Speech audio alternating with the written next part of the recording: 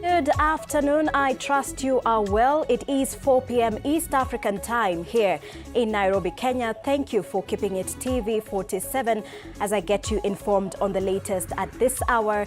And of course, we begin now.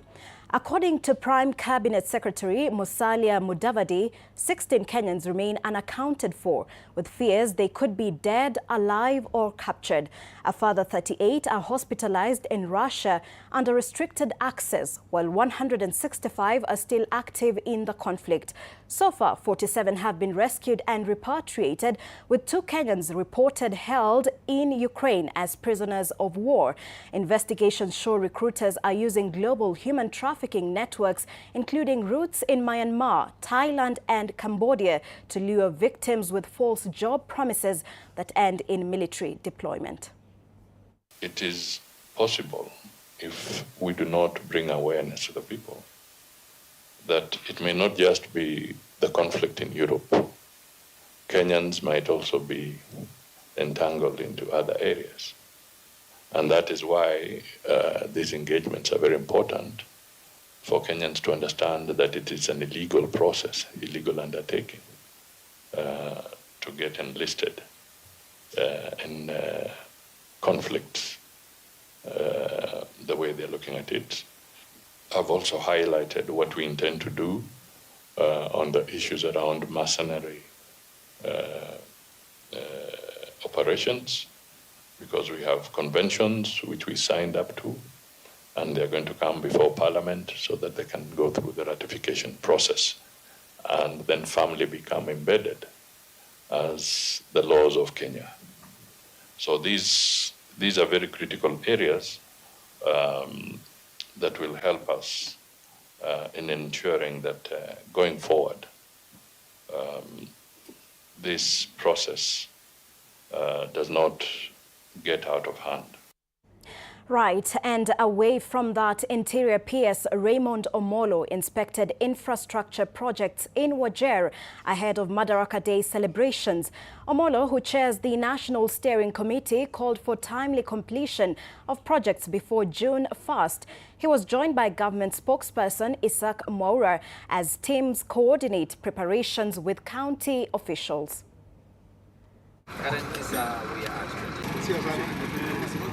If you look around, there is accelerated progress of works, currently at 28%. We expect that all this will be done and dusted and ready for celebrations by the second week of May of this year. We want to assure the PS and the members of the steering committee of our unreserved cooperation. We will do everything that we have to do on our part as a county government to ensure that this is a success. Right, and President William Ruto continued his development tour in Nyeri County while attending the AIPCA Holy Oil consecration at Mukaro South Diocese. He also criticized the opposition for what he called tribal politics. Ruto outlined government achievements and plans, saying his administration enjoys strong support in the central region.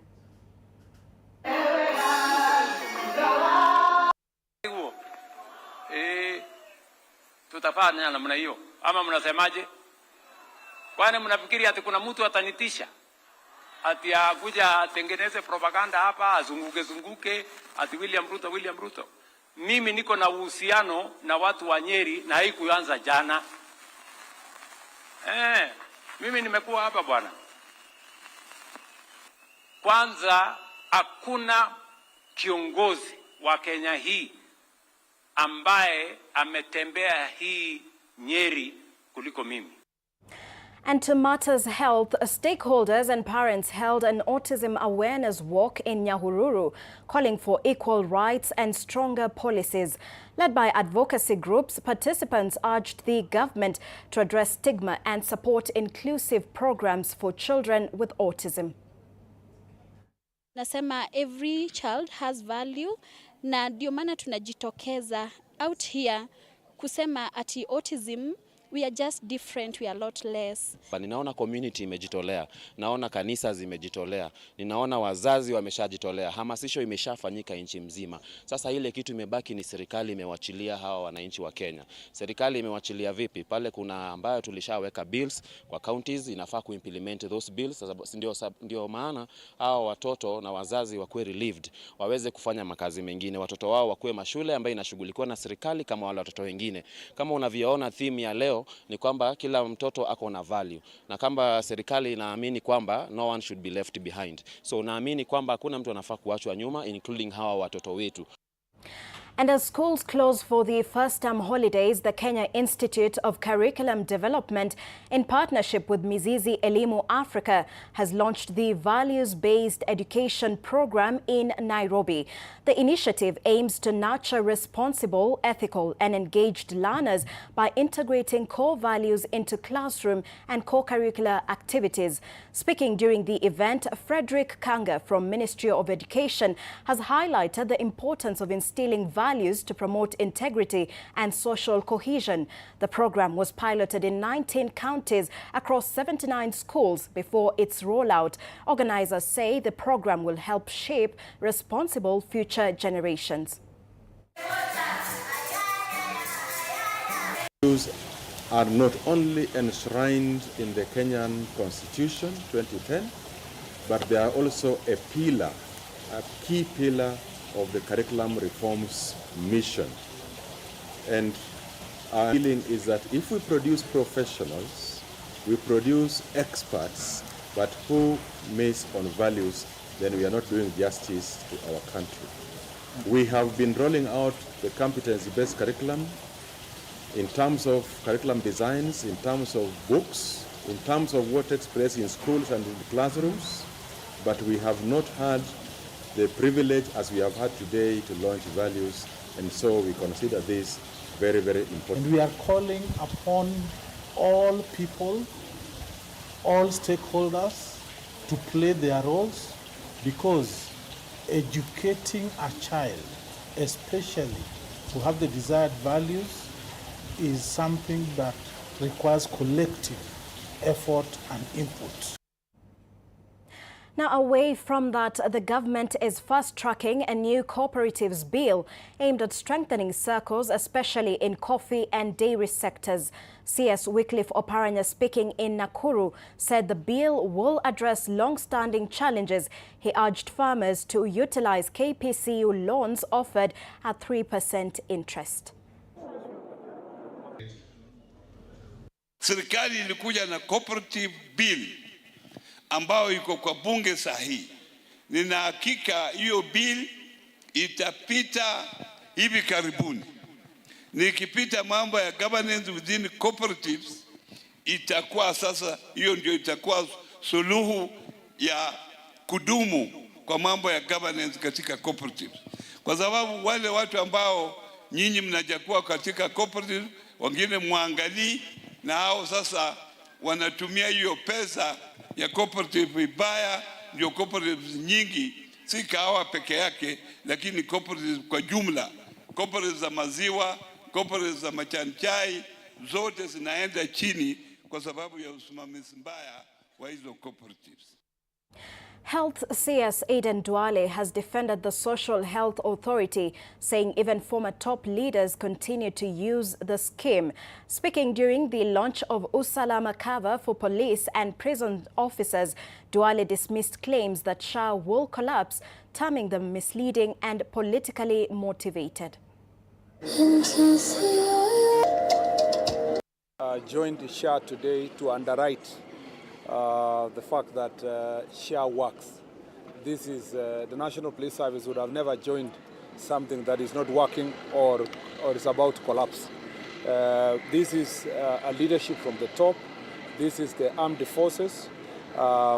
If there was any doubt about the capability and the ability of SHA to give enhanced medical cover, you would never have had 138 police officers join from the IG to the junior constable. Number two is that just to join what CS Duale has spoken about, this is not the first time there's an opposition in this country. The only problem is that we have a reckless, rudderless opposition that actually is devoid of agenda. And when they don't have an agenda, they resort to propaganda. But I am very concerned from a security perspective of the type of propaganda that now is churned from the rudderless opposition, because it works towards scaring the people of Kenya. Count from today, count 6 months, and then let's see the 6 months. I told you, we have collected as of today, I think, did I say 166 billion? We have disbursed 125 billion. So how is it going to collapse? When you say it's going to collapse, you must give scientific evidence and proof. And I have asked for that proof. Nobody is giving me. When I asked for that proof, it became now personal, that he owns this, he owns this. Moving on from that, Kenya's commercial and industrial power need is on the verge of a dynamic shift, with the industries and commercial customers now shifting to self-generation of electricity. Speaking during the 3rd Commercial Industrial Conference and Exhibition in Nairobi, officials drawn from the Electricity Sector Association of Kenya, ESAC, say that Kenya's captive power market has reached a significant milestone of 630 megawatts. ESAC chairperson Eddie Njoroge revealed that installations have more than doubled from 250 megawatts recorded during the inaugural conference just 3 years ago, accounting for 16% of the country's total installed electricity capacity, with projections indicating the sector could exceed 1 gigawatt by 2030. Obviously, we look at issues to do with tariffs, and we are hoping, that's what we had always hoped, that in countries like Kenya we would see a reduction in tariffs of some of the components, not just the solar panels, but the rest of the components which make up the power generation and transmission. Consumers are choosing to take this power to themselves and just generate for yourself the electricity. Thereby you cut costs and also you improve the quality of supply on site. But specifically also we've had a very friendly regulatory environment.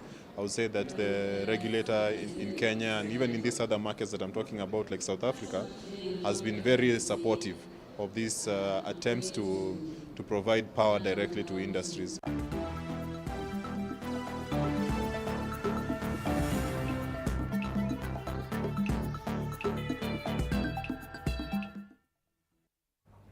All right, and let's get sporty. Kenya's Rugby Sevens team, Sheilar, has returned from Brazil after a strong performance. The team won 3 of 4 matches, beating Germany, Canada and USA with their only loss to Belgium. They now shift focus to upcoming series events in Europe and Asia. Zimekuwa tu za accomplish our task. Goal 1 achieved, qualified back to the championship. Now we go focus more on the rest. Alafu we next assignment ambayo ni Hong Kong. And good thing we are pulled on the same pool C, against New Zealand, USA and Australia. What we're working on ni vitu zitu let down at Uruguay and Sao Paulo. Alafu to focus on our opponents and our game structure more. Hong Kong, we all know it's another level. Lazima to step up a notch higher, and we are willing and we are ready to do the work next week in camp. The last one, which was good for us, momentum.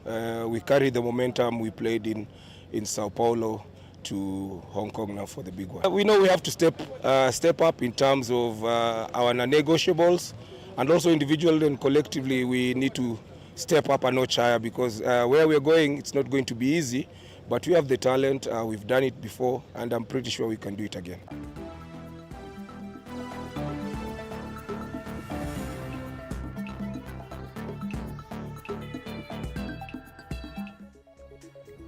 All right, 14 minutes past 4 p.m. We conclude News Now at 4 p.m. with I, Sheilar Chelangat. More updates at 7 p.m. and 9 p.m. Do enjoy the rest of your viewership. Good afternoon.